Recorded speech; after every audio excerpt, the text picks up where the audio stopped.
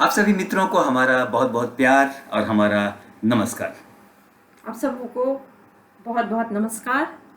हम धन्यवाद करते हैं कि प्रभु ने हमें यहाँ तक चलाया है। आप लोगों का धन्यवाद करते हैं कि आप लोगों ने इस वीडियोस को लाइक किया, शेयर किया और सब्सक्राइब किया है।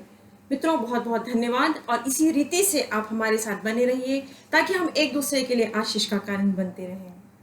हम एक दूसरे की आशीष का कारण बनते रहें, एक दूसरे को लगातार उठाते रहें। मित्रों, एक बात स्पष्ट करना चाहते हैं कि जब हम कहते हैं लाइक कीजिए, शेयर कीजिए, सब्सक्राइब कीजिए, तो उसका अर्थ मात्र एक और एक ही है। उसका तात्पर्य मात्र एक ही है कि हम चाहते हैं कि सुसमाचार प्रचार की इस प्रक्रिया के अंदर हम एक दूसरे की सहायता करें। आप जब सब्सक्राइब करते हैं, आप जब दूसरों तक बांटते हैं, तो आज के दिन कहना चाहूँगा इनडायरेक्टली आप भी वचन को फैलाते हैं। इस वचन को फैलाने के कार्य में आपका भी बहुत महत्वपूर्ण योगदान बन जाता है। That's why we say that kindly subscribe. हम एक दूसरे के हाथों में हाथ मिला करके लगातार आगे चलते रहें। आप कहेंगे साथ क्यों चलें?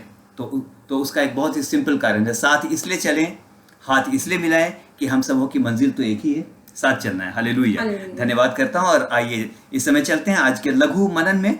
और हम विश्वास करते हैं हमेशा की तरह आपको आज भी आशीष मिलेगी। एक बात और कहना चाहता हूं, जब कोई आशीष मिलती है लिखने में संकोच ना करें, लिखिए। क्योंकि आप भी जब इंटरेक्ट करते हैं, आप भी जब बोलते हैं, हमको भी लगता है कि वन साइडेड गेम नहीं है।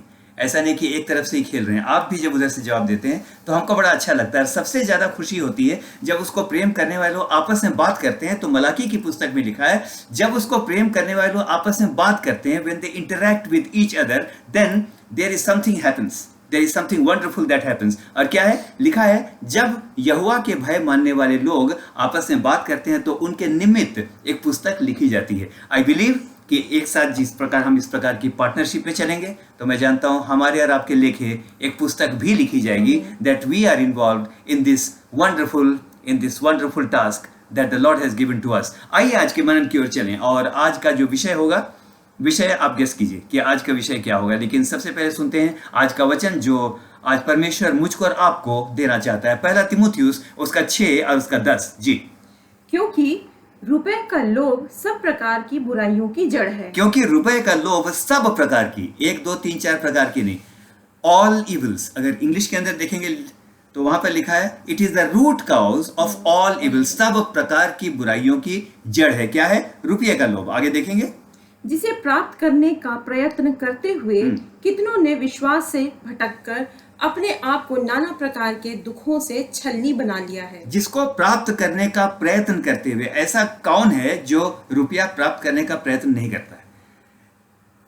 दिन में कठिन परिश्रम, रात को मेहनत, मैं नहीं कहूंगा हर कोई करता है, लेकिन हाय है सारी इसी बात को तो लेकर के लगी हुई है, हाउ टू गेन मोर, और कितना हो जाए। मुझको इस समय घटना याद आती है मेरे प्रियो। कोरिया का एक बहुत बड़ा चावल का व्यापारी था और उसके अंदर एक बहुत बड़ा एम्बिशन था। वो ये था कि वो कोरिया का सबसे बड़ा और सबसे धनाढ्य व्यक्ति वो बनना चाहता था। He wanted to be the richest man. अब बहुत मेहनत की। आप जानते हैं कोरिया के अंदर चावल की खेती बहुत अच्छी होती है। बहुत मेहनत की और अल्टीमेटली एक दिन वहां की जो पत्रिका निकलती उसमें ही वॉज रैंक्ड टॉप।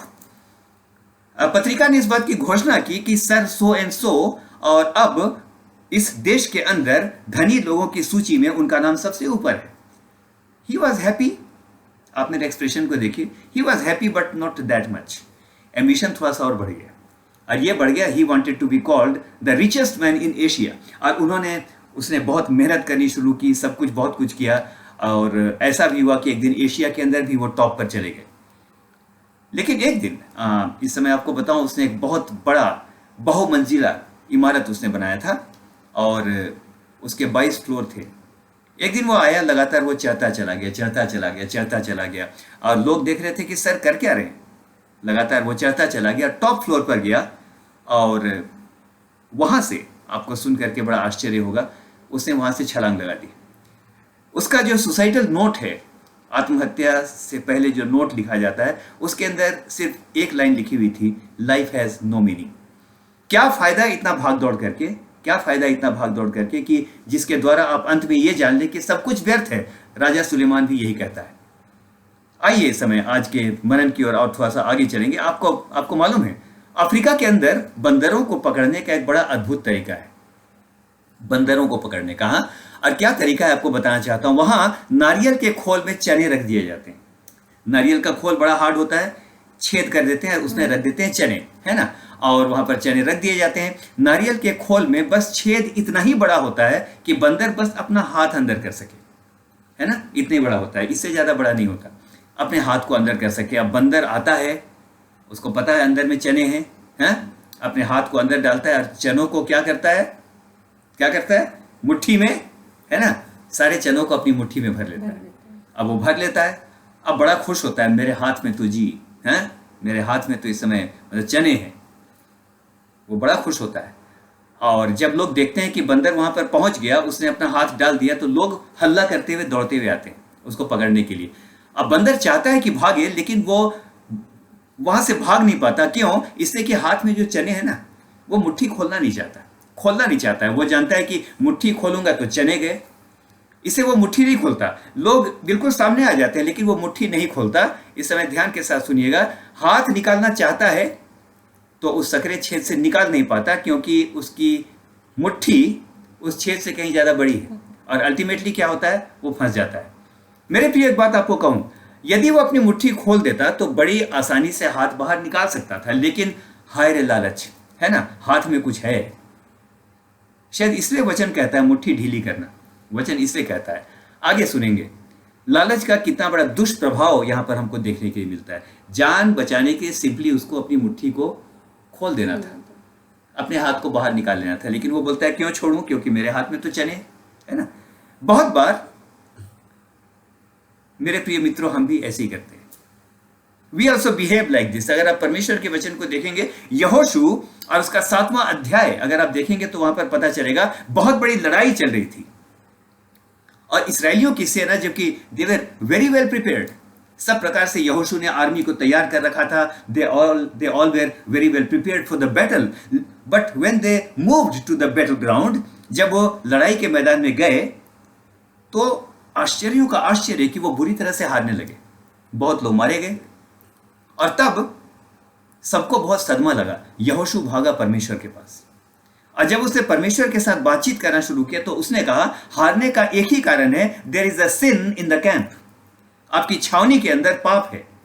अब क्या पाप है? अगर आप यहोशू 6वें और 7वें अध्याय को पढ़ेंगे तो आपको पता चलेगा। आकान नाम का एक व्यक्ति था, आकान नाम का व्यक्ति था, और उसके बारे में ये लिखा है कि जब अर्पण की हुई वस्तुओं को उसने देखा, उसने कुछ उसमें से ले लिया, छिपा करके अपने तंबू के अंदर उसे रख लिया। उसकी वजह से क्या हुआ, हम 2 बात देखते हैं। अगर वचन को आगे पढ़ें तो इसकी वजह से आकान को, इस लालच की वजह से अपनी जान से हाथ तो धोना ही पड़ा, लेकिन एट द सेम टाइम एक व्यक्ति के पाप के कारण, because there was the sin in the camp, पूरी सेना में बहुत सारे लोग मारे गए और उनको पराजय का सामना करना पड़ा। एक घटना और आप देखते हैं, प्रेरितों के काम और उसके 5वें अध्याय को अगर आप पढ़ें तो आपको पता चलेगा, वहां पर हस्बैंड वाइफ हैं, है ना, हनन्याह और सफीरा। और वचन को पढ़ेंगे तो वहां पर यह लिखा है, उन्होंने जमीन खरीदी थी, उसको उन्होंने बेची, और जब उसको पतरस के सामने रखने की जब स्थिति आई, तो उन्होंने उसमें से कुछ पैसा चुरा लिया, और पतरस को जाकर के बोला उन्होंने कि हमने इतने में ही खरीदी थी। हाँ मेरे प्रिय, उन्होंने झूठ बोला, और वचन के अंदर हम बहुत अच्छी तरह से जानते हैं, इसके कारण उनको भी जान से हाथ धोना पड़ा। इसी बात को अब हम थोड़ा सा आगे लेकर के चलते हैं। क्या हम भी बहुत बार ऐसा नहीं करते? बंदर के बारे में अभी आपने सुना है ना, बंदर के बारे में अभी आपने सुना कि अपने हाथ को अंदर ले जाता है, मुट्ठी के अंदर चने आ जाते हैं, मुट्ठी खोलना नहीं चाहता, इसी वजह से फंस जाता है। ध्यान के साथ सुनिएगा, हम भी बहुत बार ऐसे ही करते हैं। जो कुछ पकड़ रखा है ना, जो कुछ पकड़ रखा है उसको बहुत बार छोड़ना नहीं चाहते, और अंत में हम फंस जाते हैं। सुनिएगा, जो कुछ पकड़ा है, ध्यान के साथ सुनिएगा, जो कुछ पकड़ा है वो कोई गलत संबंध हो सकता है, लालच हो सकता है, कोई बुरी आदत हो सकती है, या कुछ भी हो सकता है।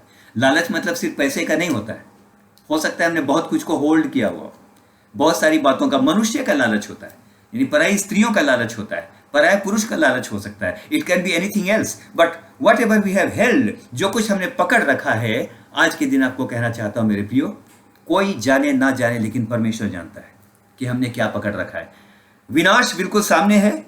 अभी आपने सुना था कि बंदर को पकड़ने के लोग हल्ला करते हुए, है ना, चिल्लाते हुए सामने आ जाते हैं, लेकिन वो भाग नहीं पाता क्योंकि मुट्ठी को खोलना नहीं चाहता। विनाश सामने है, शैतान नाश करने के लिए बिल्कुल सामने खड़ा है, अब मेरे प्रियो, आज एक ही बात की आवश्यकता है। जिन बातों को हमने अनइथिकली मुट्ठी में पकड़ रखा है, बहुत अच्छा होगा उसको छोड़ दें, बहुत अच्छा होगा उसको छोड़ दें। आप कहेंगे कोई नहीं जानता है जी, जिन चीज़ों को मैंने थाम रखा है ना, कोई नहीं जानता।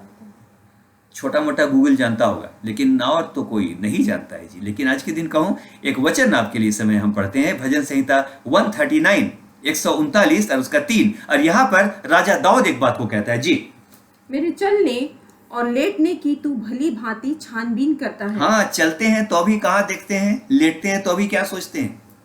सारी बातें हैं ना, इसको सुन के तो बिल्कुल छक्के छूट जाए। हे यहोवा, दाऊद राजा इस बात को कहने लगा, तू मेरे चलने और लेटने की भली भांति, है ना, कैजुअली नहीं, देख लिया ठीक ही होगा, नो, भली भांति छानबीन करता है और मेरी पूरी चाल चलन का भेद जानता और है। मेरी पूरी चाल चलन का भेद जानता है।